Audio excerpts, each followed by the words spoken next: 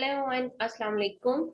I am Tutor Rahila Maqsood, and today we are going to start chapter number 10, which is about petty cash. Petty cash. हम chapter number 1 से petty cash को थोड़ा सारा revise करेंगे. हमने पढ़ा था petty cash चैप्टर नंबर 1 में क्या होता है. It refers to the amount used to pay for small expenses of a company for which issuing a check seems unreasonable. ये वो स्मॉल एक्सपेंसेस होते हैं जिनके लिए आप चेक इशू नहीं कर सकते. इतने स्मॉल एक्सपेंसेस होते हैं और ये day to day office life में यूज हो रहे होते हैं. लाइक आपके एम्प्लॉय का टी बिल्स है, लाइक ऑफिस की स्टेशनरी है, पोस्टेज एक्सपेंसेस हैं, या टैक्सी का फेयर है, आप अपने क्लाइंट को रिसीव करने जा रहे हैं, ड्रॉप करने जा रहे हैं. ये जितने भी माइनर एक्सपेंसेस होते हैं इन्हें आप पेटी कैश के अंदर कैटेगराइज करते हैं. ठीक है.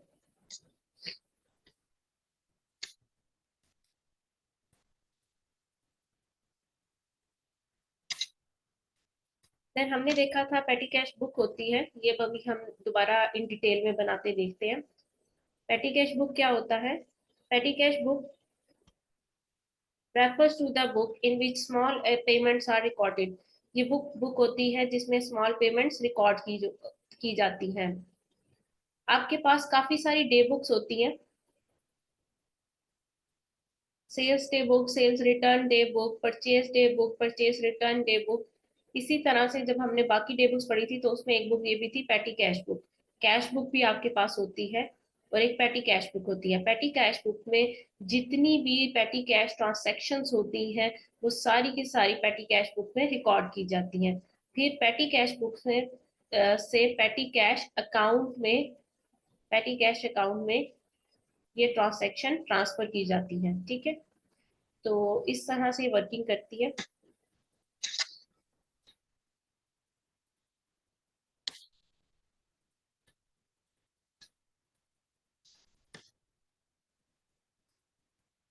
फिर हमने ये भी देखा था चैप्टर नंबर 1 में कि there are 3 systems of maintaining petty cash. Petty cash को आप 3 सिस्टम के थ्रू जो है वो रिकॉर्ड कर सकते हैं.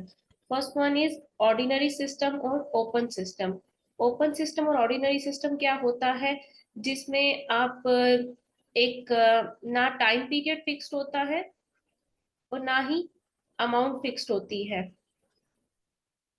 लाइक आप जनवरी के मंथ में अगर 100 डॉलर पेटी कैश में रख रहे हैं तो हो सकता है फरवरी में आप $250 पेटी कैशियर को दे दें कि आप इसमें से अपने एक्सपेंसेस को मीट करें. और हो सकता है कि 1 मार्च से लेके 15 मार्च सिर्फ 15 डेज के लिए जो है आप 59 डॉलर जो है फॉर सेक ऑफ एग्जाम्पल वो जो है पेटी कैशियर को दें. तो ना ही टाइम पीरियड इसमें फिक्स होता है ना ही अमाउंट फिक्स होती है. जैसे ही पेटी कैशियर के पास अमाउंट फिनिश हो जाती है वो चीफ कैशियर से कहता है कि मुझे जो है पेटी कैश में टॉप अप दोबारा से करवाया जाए, मेरे पास दोबारा से लमसम अमाउंट एक होनी चाहिए ताकि मैं अपने स्मॉल एक्सपेंसेस को मीट कर सकूं. इसे कहते हैं ओपन सिस्टम. ठीक है. और ऑर्डिनरी सिस्टम ये इतना ज्यादा प्रैक्टिकली यूज नहीं होता. इसके बाद दूसरा आता है फिक्स सिस्टम और नॉन इम्प्रेस सिस्टम. इसमें क्या होता है, एक फिक्स्ड अमाउंट जो होती है वो पेटी कैशियर को दे दी जाती है for a fix period of time. इसमें पीरियड ऑफ टाइम भी फिक्स्ड है और अमाउंट भी फिक्स्ड है हमारे पास. लाइक जनवरी, for each month, for each 30 days आपको जो है $100 दिए जाएंगे फॉर पेटी कैश. इन्हीं से आपने सारे के सारे एक्सपेंसेस को मीट करना है. ठीक है. या पेटी कैशियर को के ऊपर रिस्पॉन्सिबिलिटी आ जाती है कि इस अमाउंट से कैसे वो सारे के सारे एक्सपेंसेस को मीट करेंगे. जो भी होगा वो पेटी कैशियर को इसी अमाउंट के अंदर सेटल करना पड़ेगा. देन ज्यादा प्रैक्टिकल जो अप्रोच है दैट इज इम्प्रेस सिस्टम.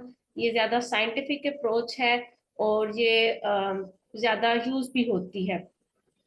इसमें क्या होता है, टोटल एक्सपेंसेस को एस्टिमेट किया जाता है इन एडवांस और वो सारे के सारे एक्सपेंसेस जो हैं उसके अकॉर्डिंगली एक फ्लोट प्रिपेयर किया जाता है और इंश्योर किया जाता है कि पेटी कैशियर के पास at the start of the period and ये फ्लोट हो. तो ये बात मैंने क्या की है, ये हम एक एग्जांपल के थ्रू देखते हैं.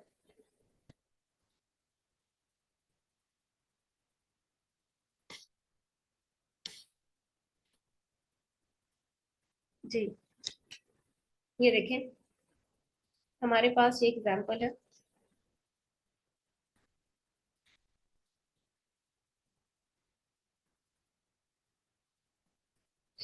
$100 का प्लॉट है आपके पास। एक मंथ में हमारे पास $70 के एक्सपेंसेस हुए हैं। एट द मंथ एंड हमारे पास $30 जो है वो पेटी कैश बॉक्स में रिमेनिंग पड़े हुए हैं, ठीक है। अब नेक्स्ट मंथ के स्टार्ट में आपको चीफ कैशियर जो है $70 जो है वो रीइम्बर्स करेगा। जितने एक्सपेंसेस आपने लास्ट मंथ किए हैं वो सारे के सारे एक्सपेंसेस की अमाउंट जो है आपको रीइम्बर्स होगी, और दोबारा 100 का प्लॉट जो है वो इस्टेब्लिश हो जाएगा। तो पेटी कैश इंटरेस्ट सिस्टम में क्या होता है, एक फिक्स्ड प्लॉट होता है। इसमें एक फिक्स्ड अमाउंट नहीं होती जो आपको हर महीने पे करनी है। जितने भी एक्सपेंसेस आप पे कर रहे हैं, लाइक नेक्स्ट मंथ अगर आपने $60 के एक्सपेंसेस किए हैं, ठीक है, तो आपके पास रिमेनिंग कितने होंगे, 40। तो रीइंबर्समेंट कितनी की होगी, 60, ताकि दोबारा से आप $100 तक पहुंच जाए। आपके पास month at the start of month $100 हमेशा टिन में होने चाहिए, ठीक है। और नॉन इम्प्रेस सिस्टम में क्या होता है, फिक्स सिस्टम में आपको हमेशा 100 दिए जाएंगे।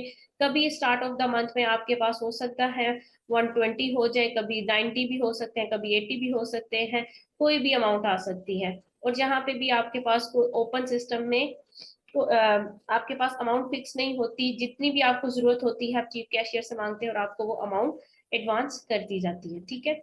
सबसे ज्यादा ये यूज होता है इम्प्रेस सिस्टम, और पॉसिबली आपको एमसीक्यूज में भी इम्प्रेस सिस्टम से रिलेटेड क्वेश्चन आएंगे। हम इसकी किट की पूरी प्रिपरेशन करेंगे और जितनी भी एग्जाम्पल्स होंगी वो हम अच्छे से देखेंगे। अब जी हम आते हैं अपने चैप्टर नंबर 10 की तरफ। जी, ये है हमारा चैप्टर नंबर 10। हमने अभी देखा है पेटी कैश क्या होता है।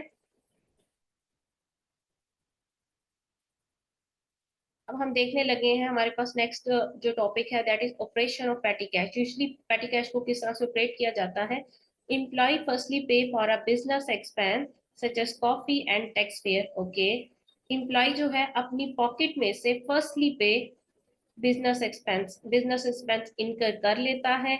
कुछ भी पेमेंट है, कॉफी के लिए पेमेंट करनी है, टी के लिए, टैक्सी फेयर के लिए, वो पेमेंट इनकर कर देता है। उसके बाद वो आता है पेटी कैशियर के पास कि मुझे रिक्लेम करना है अपना एक्सपेंस जो मैंने पेटी कैश के सूरत में पे किया है। वो सपोर्टिंग डॉक्यूमेंट्स भी साथ में लेकर आता है। सपोर्टिंग डॉक्यूमेंट्स जो भी उसने एक्सपेंस इनकर किया है उसकी रिसीट लेकर आएगा, और उसके साथ पेटी कैश वाउचर को भी फुलफिल करके लाएगा। दो चीजें लाएगा, एक सपोर्टिंग डॉक्यूमेंट लेकर आएगा और दूसरा पेटी कैश वाउचर।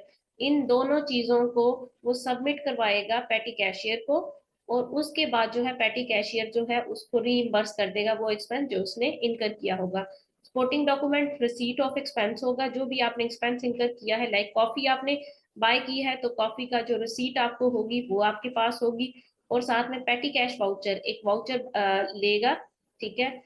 जैसे आप बैंक में पैसे डिपॉजिट करवाने जाते हैं, साइड पे आपके पास पेइंग इन स्लिप्स भी एक पेपर पड़ा होता है, उसमें उसको आप टीयर करते हैं और उसको फिल करते हैं। इसी तरह से एक पेटी कैश वाउचर जो होता है वो पड़ा होगा, उसको आपने फुलफिल करना है। उसमें आपने लिखना है ये अमाउंट है, ये रीजन था मुझे ये कॉफी बाय करने की, और ये कॉफी मैंने किस पर्सन के लिए, एम्प्लॉय के लिए बाय किया, और उसके बाद जो है नीचे सिग्नेचर होंगे अथोराइज पर्सन के, वो पेटी कैशियर जो है उसको साइन कर देगा और वो अप्रूव्ड वाउचर बन जाएगा, ठीक है। तो इस तरह से ये काम करता है।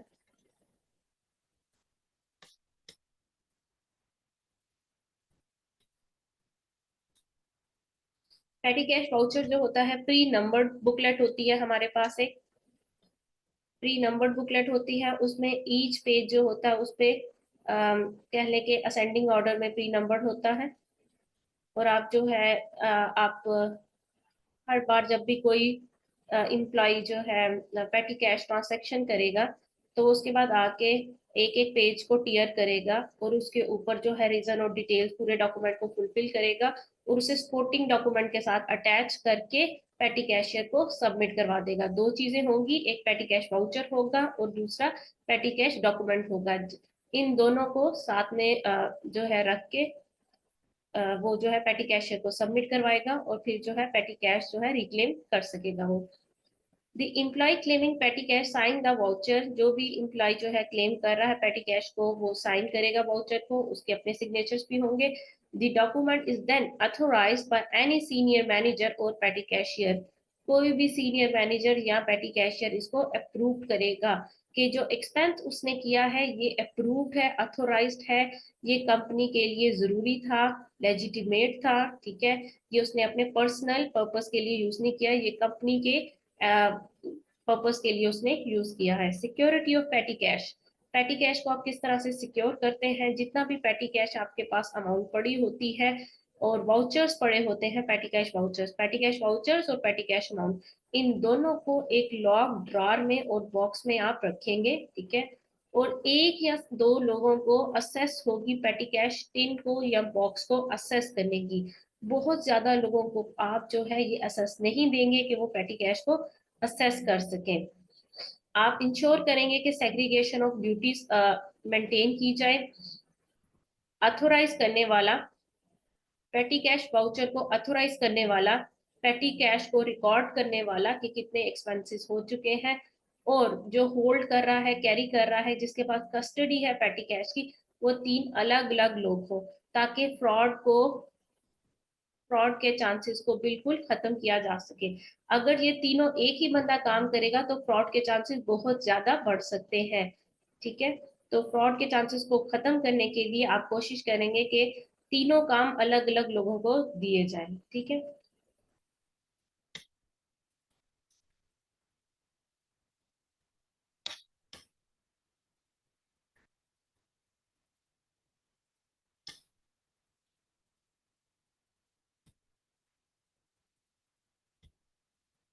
अच्छा जी, दो तरीके हो सकते हैं। एक तो ये है कि एम्प्लॉय फर्स्टली अपने पॉकेट से जो है पे कर दे पेटी कैश को, और बाद में रीक्लेम करे कि मुझे रीइंबर्स किया जाए पेटी कैश की अमाउंट को, बाय शोइंग पेटी कैश रिसीट एंड पेटी कैश वाउचर।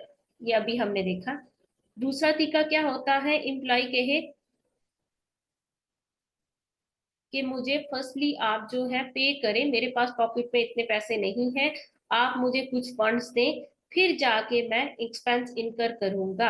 इस केस में पेटी कैशियर को जो एम्प्लॉय है उसको सिर्फ और सिर्फ पेटी कैश वाउचर की जरूरत होगी, रसीट लाने की जरूरत नहीं होगी। क्यों नहीं जरूरत होगी? क्योंकि अभी उसने जो है एक्सपेंस इनकर किया ही नहीं है, पहले वो फंड लेगा, उसके बाद जाके वो एक्सपेंस इनकर करेगा।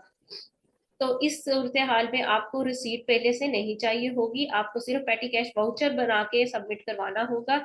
सबमिट करवाते ही आपको फंड्स मिल जाएंगे और उसके बाद जो है आप एक्सपेंस इनकर करने के लिए जाएंगे। इसके अंदर दो सिस्टम आ जाते हैं, इम्प्रेस सिस्टम या नॉन इम्प्रेस्ड, या जिसे हमने चैप्टर नंबर 1 में भी कहा था फिक्स्ड सिस्टम। फिक्स सिस्टम हमने क्या कहा था, जहां पे टॉप अप फिक्स्ड होता है, आपको हर महीने एक ही अमाउंट जो है डिपॉजिट करवानी होगी एज अ पेटी कैश, एज अ पेटी कैश टॉप अप, ठीक है। जनवरी के लिए 100 है, फेब्रवरी के लिए 100 है, मार्च के लिए 100 है, अप्रैल के लिए 100 है। इसी अमाउंट के अंदर जो है आपको मेंटेन करना होगा अपना पेटी कैश। इम्प्रेस सिस्टम क्या होता है, जिसमें फ्लोट जो है फिक्स होता है, ये बहुत ज्यादा यूज होता है, ये थेफ्ट के चांसेस को नेग्लिजिबल कर देता है ऑलमोस्ट।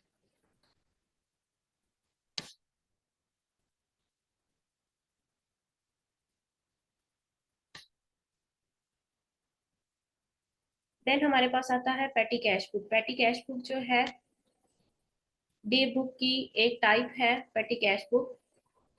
पेटी कैश डे बुक में आप क्या करते हैं, पेटी कैश ट्रांजेक्शन को रिकॉर्ड करते हैं। पेटी कैश जितनी भी पेमेंट्स होती हैं और जो टॉप अप्स होते हैं वो सारी की सारी इसमें रिकॉर्ड होती हैं। रसीट को आप टॉप अप कह रहे हैं, मंथ में एक बार ही टॉप अप होगा, ठीक है, लेकिन पेमेंट्स काफी सारी होंगी, बहुत सारी आपके पास लंबी लिस्ट होगी पेमेंट्स की, ठीक है। जितने भी वाउचर्स होंगे पेमेंट्स के लिए, पेटी कैश वाउचर्स, यहाँ पे वाउचर्स नंबर के सीरियल नंबर के अकॉर्डिंगली उनके नंबर्स मेंशन किए जाएंगे, डिटेल्स, रीजन क्या थी वो इनकर करने की एक्सपेंस को, और अमाउंट जो होगी जहाँ पे मेंशन की जाएगी, और उस अमाउंट से रिलेटेड जो सेल टैक्स है वो भी पेटी कैश डे बुक में ही मेंशन किया जाएगा। डे बुक से ट्रांसैक्शन कहाँ पे जाती है पेटी कैश की? नॉमिनल लेजर में या जनरल लेजर में आप ट्रांसफर करते हैं। तो इसकी अकाउंटिंग क्या होगी पेटी कैश की? जनरल एंट्रीज देख लेते हैं। कैश पेड इनटू पेटी कैश बुक। ओके, जब भी पेटी कैश बुक में टॉप अप आएगा, जब भी रिसीट होगी, उसकी ये एंट्री होगी पेटी cash account debit with amount transferred from bank account. पेटी कैश अकाउंट को आप डेबिट करेंगे और बैंक को आप क्रेडिट करेंगे। पेटी कैश में पैसे आ रहे हैं, ये डेबिट हो जाएगा, ठीक है। और बैंक जो है वो आप क्रेडिट कर देंगे, क्योंकि बैंक से पैसे जा रहे हैं, आपका एक एसेट कम हो रहा है। सेकंड ट्रांजैक्शन क्या इसके लिए, या सेकंड एंट्री क्या यूजली होती है इस केस में? एक्सपेंसेस से रिलेटेड। ये तो थी टॉप अप से रिलेटेड। सेकंड है एक्सपेंस, जब भी आप इनकम करेंगे तब क्या करेंगे? अप्रोप्रिएट एक्सपेंस का अकाउंट जो होगा वो डेबिट होगा, like coffee, T bills, taxi fare, ये सारे के सारे एक्सपेंसेस जो हैं इनको आप डेबिट करेंगे along with their associated sales tax. जब हमने सेल्स को क्रेडिट किया था तो उसके साथ हमने उसका एसोसिएटेड सेल्स टैक्स को भी क्रेडिट किया था। जब हमने परचेजेस को डेबिट किया तो उसके साथ उसका एसोसिएटेड सेल्स टैक्स को भी डेबिट किया था। इसी तरह से जब आप एक्सपेंस को भी, कोई भी एक्सपेंस हो, चाहे वो जनरल एक्सपेंस हो या पैटी कैश एक्सपेंस हो, उसको आप डेबिट करेंगे तो उसके साथ एसोसिएटेड सेल्स टैक्स भी डेबिट होगा। क्रेडिट क्या होगा? पैटी कैश अकाउंट को आप क्रेडिट करेंगे, क्योंकि पहले जब आपने इंक्रीज किया था पेटी कैश अकाउंट में पैसे आ रहे थे तो आपने डेबिट किया था।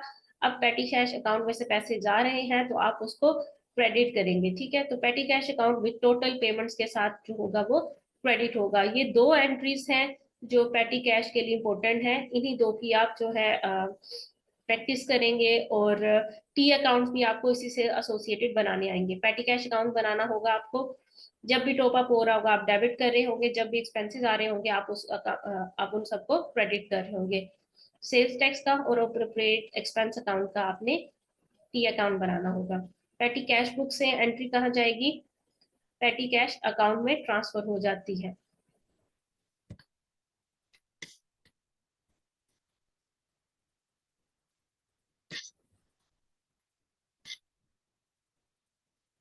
ओके, देन हमारे पास जो है लास्ट टॉपिक है पेटी कैश रिकंसिलिएशन। हमने देख लिया पेटी कैश क्या होता है, पेटी कैश की क्या क्या टाइप्स हैं, और पेटी कैश की जर्नल एंट्रीज क्या होंगी, किस तरह से टी अकाउंट में उसको मेंटेन किया जाएगा। अब हम देख रहे हैं पेटी कैश रिकंसिलिएशन। मंथ एंड पे आप देखेंगे आपके पास जितने भी पैसे पड़े हैं, ठीक है, पेटी कैश बॉक्स में, प्लस वाउचर्स। वाउचर्स क्या रिप्रेजेंट कर रहे होंगे? एक्सपेंसेस, कि इस महीने कितने एक्सपेंसेस हमने इनकर किए हैं।